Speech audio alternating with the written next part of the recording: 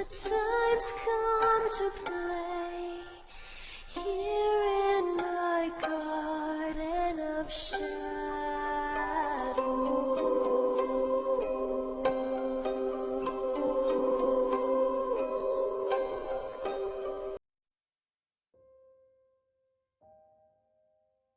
Hello, I'm Rinya, aka Media Adaptation, and welcome back to Moderation while Media Start a Game.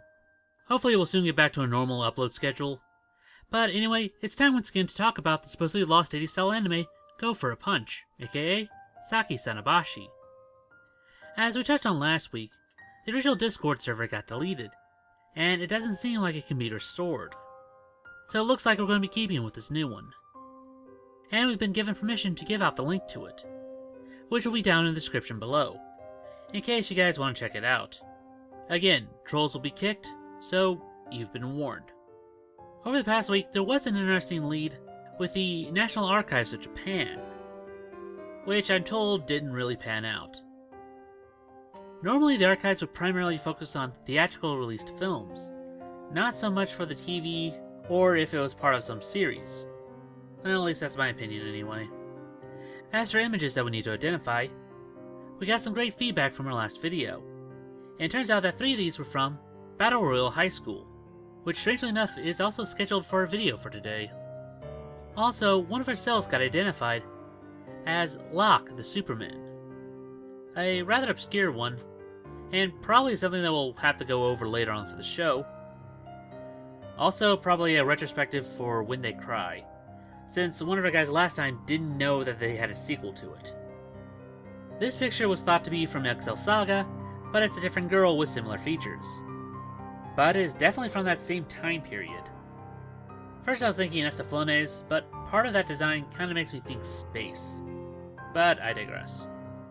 We got another image from one that we covered before, Datense Tachi no Kaiuen, which again is probably one of the better ones that people thought was Sakai when it first started.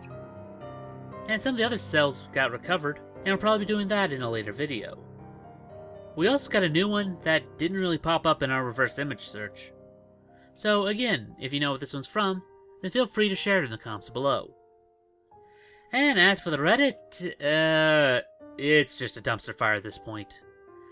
Stelio Rotus posted an in-depth analysis of how this place has basically gone to shit, and its mistreatment for the people who are actually trying to take this seriously, and has decided to leave the search over just how toxic the Reddit community has become. But as of writing the script, they still pop up occasionally on Discord. So I guess it's just from Reddit for now, which we can just write off as dead at this point. But it's still my job to cover it regardless. And through the never-ending sea of memes, only thing worth mentioning is this fan art from user Yihon. But it's safe to say most of the people abandoned ship and went over to r/Saki Sanobashi, which does seem to be run by some of the same people of our Discord server, as many of the topics are mirrored from that. Which isn't a bad thing, as if you didn't want to join the server, then you can still get all your information from there. Also, they posted Team Saki's recreation project, in case you missed it the first time around. But anyway, with that out of the way, it's time for our anime section, which, as we said before, was Battle Royale High School, from 1987. And basically our main character is King from the Tekken franchise, proving how much of a badass he is by doing the Iron Man Challenge. It goes by many different names, but he basically fights every single member of a dojo or a club before fighting their leader. Now, stop me if you've heard this one before, but then the Dark Lord from another dimension comes, let's just call him Shao Kahn, and learns about this fighter, because he seems to fulfill an ancient prophecy of a cat-headed warrior. So he goes to Earth to test his skills, but then gets betrayed by Sakura from League of Legends. So he's then stuck here with a portion of his power missing, so he merges with King, which then attracts the Space Police, complete with Guyver mech suits, to check out the situation. But also our psychic demon hunter, who kinda reminds me of Hiei from Yu Yu Hakusho, shows up, and they're stuck fighting the minions of Sakura, who are fairies that turn people into monsters. Did you get all that? Because there will be a test at the end of class. Sakura then forcibly merges with Hiei, which I believe is called a 4-letter word that starts with unconsensual. She then uses her classmates to try and trap King, but it was just an illusion created by Shao Kahn. And then ends up killing her, and then rips out her DNA from the monster and then rebuilds her from the ground up. Which is done in a kick-ass sequence, which I really can't show you because she's naked the entire time. But strangely, you can find it over on Google, and also YouTube. Double standards is all I'm saying. But doing so left him weakened, and then they fight the newly formed Sakura, and she beats King. But by causing him to pass out, Shao Kahn can now use his body without limitations, and just wastes her. And then the anime just kind of ends from there. No, he doesn't try to do the same for Hiei, like he did for that girl, because, I guess reasons. And another video this week from our adult animation is a bit interesting, as one of the channels that I found while doing the series is a small YouTube channel called Obscure Retro. He covers a lot of forgotten or overlooked anime and movies, and I think yesterday he made a short video about an anime that he couldn't find any trace of, called My Beloved Demon Story, Betty, from 1986. And this one's interesting as it doesn't appear on any of my other anime lists from the time. Sadly, he took the video down, as one of the other viewers actually found it. Hence, what you're watching right now. Also, one of the other people that were commenting was Kenny Lardendale, who does some wonderful videos on old anime. I guess it is a small world after all. This one's based on a long-running manga, but sadly none of it ever got translated. It involves a gangster named Danpei, who comes across Betty in the rain. She's injured, and he helps her out. She's trying to find the demon Lutan, who's been hunting her people. Later, Danpei tries to take down a gang lord, but gets bested, and then run through. And Betty, who can turn to an Amazon, easily deals with him, and then takes her back home to tend to his injuries. And the two kind of hit it off. It does take him a while to wrap his head around that she's this demon witch, but for a time, they were happy together. It kind of reminds me a lot of Lum. I guess it is from the same time period. Her mom doesn't like him, so she appeals to the head witch, who's a giant skeleton, and they agree to test him by sending another of them down there in order to tempt him. He tries to resist at first, but after she shows up at his place and then trips naked, his libido gets the better of him, which understandably pisses off Betty. But he then makes an appeal to our other girl, which actually agrees to help him out and take him to their world, and then goes through hell to try and get her back, to which she's not having any of it. She's just focused on her mission, and it seems that while she's in this other form, most of her other memories are locked away.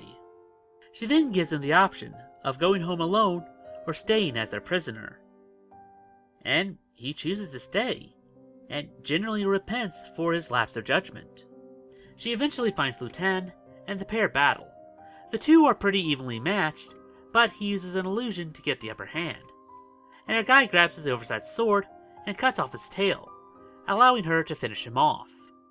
The battle left her drained, forcing her to revert back to her human form, and the two reunite. He still has a long way to go to make up for everything that he's done, but the head witch makes it clear that he is worthy to try in her eyes. Again, every time we turn around, it seems like we're finding more animes that are not cataloged or genuinely forgotten. Also, go over to Obscure Retro's channel and thank him for today's topic. He's got less than 300 subs right now, and it'll be neat to give him a few more. And like always, let's end this with some manga. And we'll continue our look at the artist Shinmu, and we'll be doing one of his earlier works called Redo. I'm unsure if this one's connected to his other shorts or not, but let's start it anyway.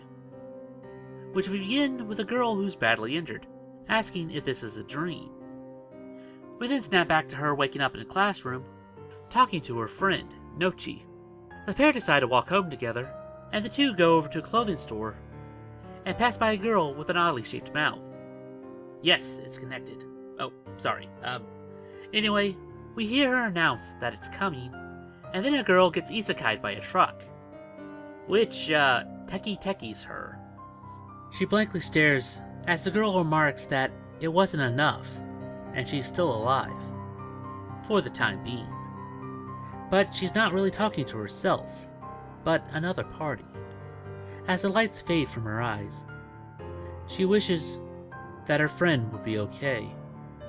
Which we again snap back to the classroom, and the scene plays out just like before. But now she has a bandage on her cheek. And she recalls having the same conversation before, but chalks it up to just remembering a previous conversation. But today she can't walk home, as she has business with a friend, which is of course our girl. On her way home, she finds that she has a scar on her chest, and then almost gets hit by a car, which makes her think about the time that she got hit by one. But she can't recall why she thinks that's happened, as a pipe is laid in the street, which a car hits it and almost cleaves her head clean off. Again, the voices banter and everything fades out. Again snapping back to the classroom, now with a bandage on her neck. But this time, our girl is wearing a mask of her friend, which she struggles to make sense of. And then she is asked to go onto the roof, which a section of fence is missing, and she gets pushed off. But this time, the fall isn't enough to kill her, just badly injure her body. She lifts her head to the other figure, which berates her for not being able to keep her memory. And again, she snaps back to the classroom, even more worse for wear. And she can't remember, but it burns into her that she has forgotten something. But she knows that this wasn't the person who's always been there. But she's sent to the pool, and then drowned. True, it's in the shallow end, but they dug it a little deeper just for the day. And it seems that a girl is actually working for this other being. Also remarking that they keep uploading the videos, after each round, before the other one finally finishes her off. Again snapping back to the classroom, and she freaks out and runs for it. She tries to get away, knowing that that girl will kill her. But then she has a moment of clarity, as the girl with the oddly shaped mouth is never the one that actually kills her. It is always the other one, the one who is right in front of you, holding a knife, which repeatedly plunges into her, laughing as she goes. And she finally remembers that it was her friend who's been doing this to her. Again snapping back to the classroom, and now both of them are there, and she freaks out, claiming that this has to be a dream. To which a girl points out, nope, it's all real. They just keep putting her back together after each round, and the two remark that each time is different. And when they go all out, it's a real pain to try and get all the pieces back in order. And then she asks, what's the point in doing it? Everyone wants to discover new things, so they work hard to research. It doesn't matter if it's morally right or wrong, and besides, our videos are kind of a hit. She then has a breakdown asking how much more does she have to die? Isn't it obvious? Until we get bored. But don't worry, we'll always put you back together. And then she's hit with a rock, which then leads to our image at the start, asking that this has to be a dream, before again her name is called. Well, we got to see more of our girl, but we didn't really learn much more about her, not even her name.